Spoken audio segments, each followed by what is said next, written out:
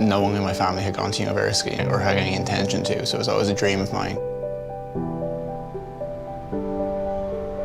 I was very much discovering it for the first time for the whole family. It was an amazing feeling. You come through the front gate, you come off the busy Dame Street College Green, and you go in, and it just opens up and there's this whole other world inside.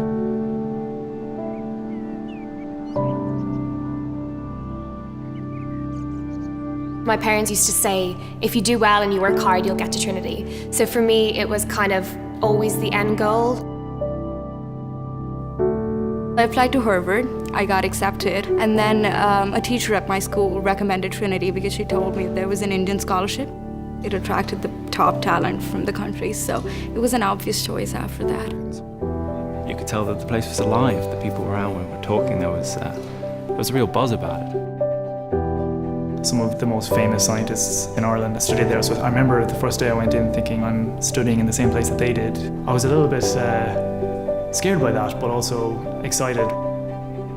I did look up to women like Mary Robinson and like Chief Justice Susan Denham, who have really dedicated their lives to improving the country that we live in. I'd grown up with, well, surrounded by books. So of course Wilde and Beckett as well. The history is important because when you walk in and actually see the campus, it's beautiful. We were one of the first universities to have international students. We were the first of the really ancient universities in the UK and Ireland to allow women to attend. So we've always had a really strong history in being kind of a little bit ahead of things in terms of social change and academic change. They have these two statues outside the gate, one of Edmund Burke, but the other is Oliver Goldsmith, who was a glowing 18th century poet and wrote The Deserted Village. And I think it's significant that those are the guardian spirits of the university.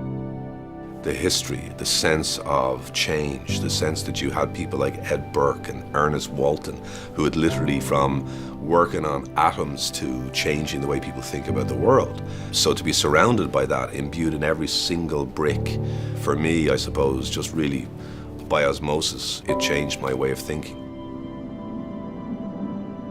We do have the big amphitheatres, you know, the big lecture halls, but what I particularly like with Trinity, you have small groups, small tutorial groups where you really get to know the other students, you're able to debate. That level of interaction with senior ranking professors and the time that they give you, I haven't seen it anywhere else. The research that's ongoing in Trinity College Dublin is incredible. It's one of the things that keeps me here, and seeing those type of inspirational people and interacting with them and learning from them, that really changed my perspective, and I think if anything it made me a little bit more ambitious. There are very strong links between Trinity College and the outside world and graduates who have gone on to be successful.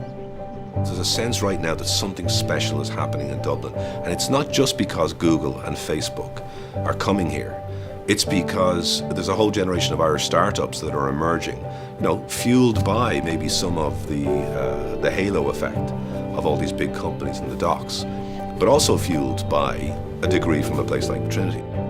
This is the Silicon Valley of Europe, and this really, really makes a difference to me because I know I have a whole lot of options to choose from once I graduate. We were lucky enough to live on campus, Botany Bay, House 18, which was just an unreal experience. This is my home away from home. Trinity have a great advantage because it's smack bang in the middle of the city. The societies and the departments themselves have capitalised on that.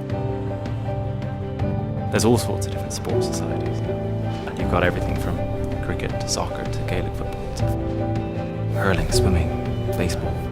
It's a quick way for people to make friends right when they come to school and just be a part of an extension of the academic side of Trinity.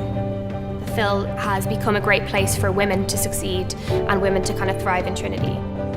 I was in the croquet club, I was the editor of the Students' Union newspaper, went to the HIST, went to the Phil, and then, you know, spent my summer with friends of mine from these different societies living in Copenhagen. So that's your life. Oh, it influenced my career, it determined my career.